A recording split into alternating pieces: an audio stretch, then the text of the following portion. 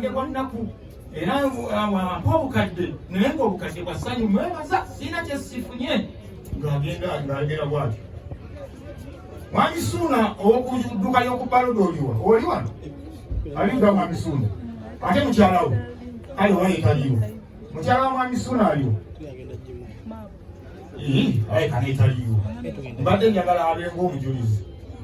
Ali ludda wa? Mukyala wa edduuka eryo nalikwasa mukyala Kayondo.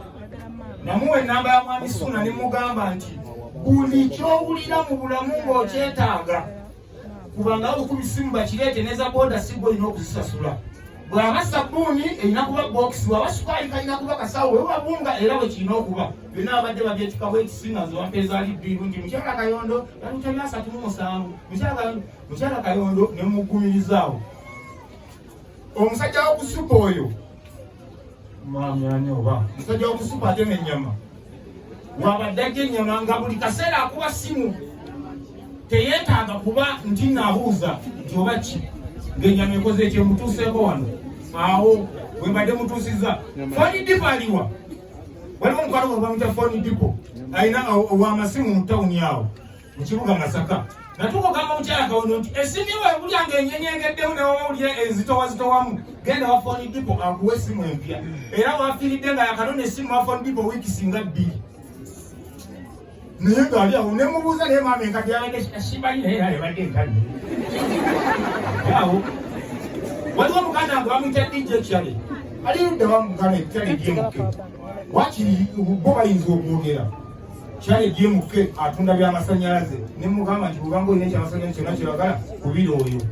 Mukadde wange wali asobola n'okumala emyezi ena nga teyeetaaga na kubeera na kashi mu nsawo olw'ensonga nti alina gyakubye essimu n'afuna ku kyeyeetaaga. Era byonna saabikolanga lwa matanta ng'owa nina nnyo naye nabikolanga lwa mukwano. Bulya Mukama Katonda njagala akadde kenkyalina omukazi ono alina okubaako kwegamba obulamu bwa mbeera gy'afiiringa nti ate waliwo ekigaanyi era ndi wano okubategeeza ti omukadde ono wadde Mukama amuyise naye gy'ali agenze atusiimye abaana be. Tubaddewo sirina kyesikoledde mukyala Kayondo mubadde temulaba nga anyiriranga munene abadde munene nga yeeyagalira ddala bulungi nnyo era maama wange omulungi.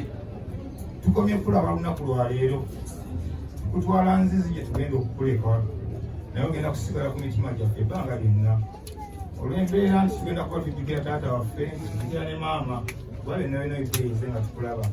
Obadde muganzi nnyo ng'oyagalwa n'abantu ku kyalo babadde bakwagala obadde mulungi nnyo.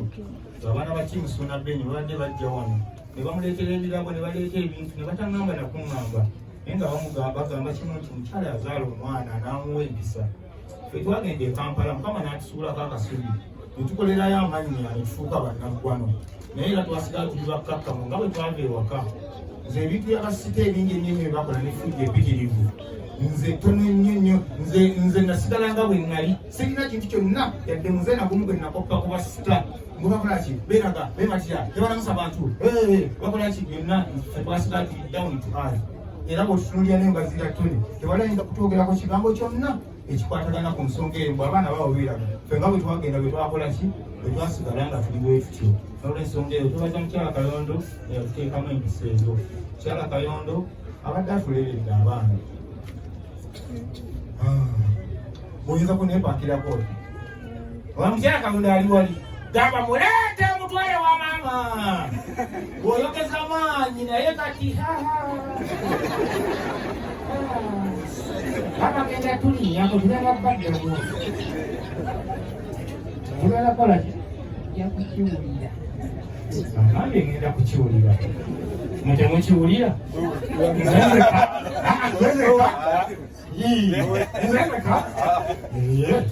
kale nno bazzukulu bagenda mu misinga nnyo ebitagambika. Mukyala Kayondo womula mirembe. Mukyala Kayondo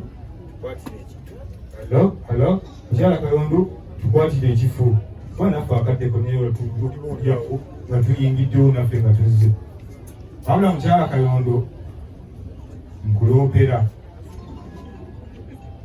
ogenze okimanyi nti nno waliwo embeera eyamenya omutima.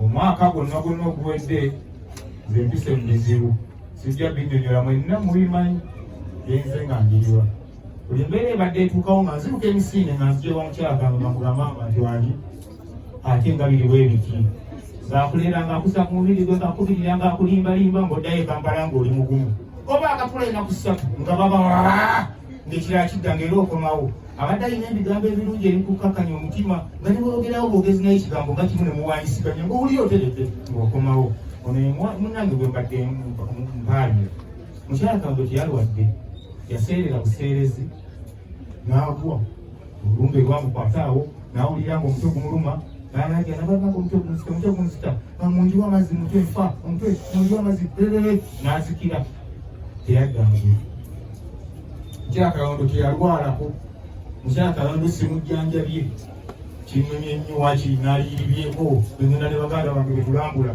ku mukadde wange naye tekisobose agenze mu ngeri ekanga mukazi gwotukanze nnyo kale olimbwa mu mbeera eyo kikutuma kimanyi nti ogenda wa Katonda direct kubanga ebirungi byokoze nebyokoledde ekkanisa bibadde bingi mukyala Kayondo bwotuuka ewa Mukama Katonda njagala omuwaabire omusajja gwe bayita Kamoga Properties eyanziba waliwo omusajja wayita Kamoga Properties wakuntebe roodi yakumpanya ekyapa kyange n'agattako akayiringu kesitegeera mwana wabanga otuuse gamba Mukama Katonda nti ku nsi gyenva waliyo omusajja omufere mubbi bamuyita Kamoga Properties ali mu kujeeza omwana wange ennaku yonna n'ebizibu byendabye nze sifunangako nyiike ku mutima gwange nga gye nfunye mwaka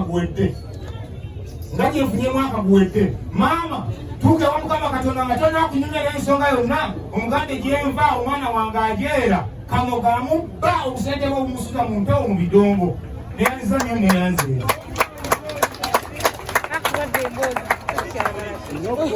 obubaka olw'okwebaza mukama wange Ronald Sebutiko bw'ayina njagala asooka gyebaze toyandise eddakiika emu nina omusango gwenzizza kino ekyenkola faaza mba kivumirira wano era munyiivu nnyo nnyo bitagambika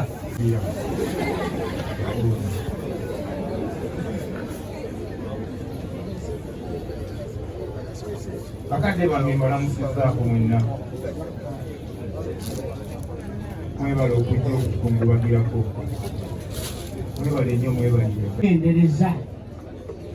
abaana aboogera n'obukkakkamu abaana abakozi tulina okukkiriza nti ffe abamanyi abaana ba maama ono bwe tuzze okuwerekera embeera zaabwe zigenda kuyaba maama ono okutebenkera n'okuwummula emirembe ne DJ Masiko bebanjije e Kampala n'enzira e Masaka kati ate eno e Masaka ndi wakabi beebali nnyo mwebalire ddala kyeŋŋamba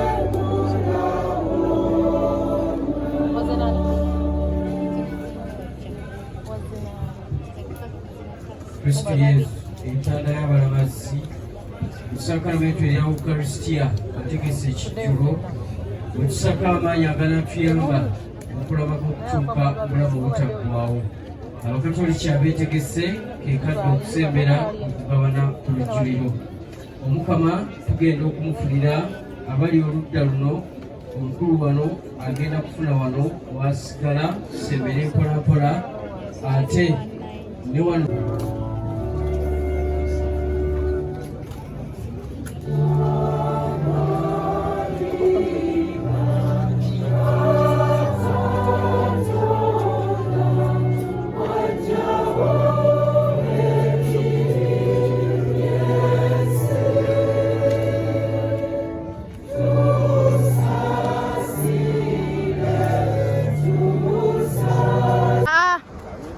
Kimuli ate okijjawo. Kimuli okyakazaako.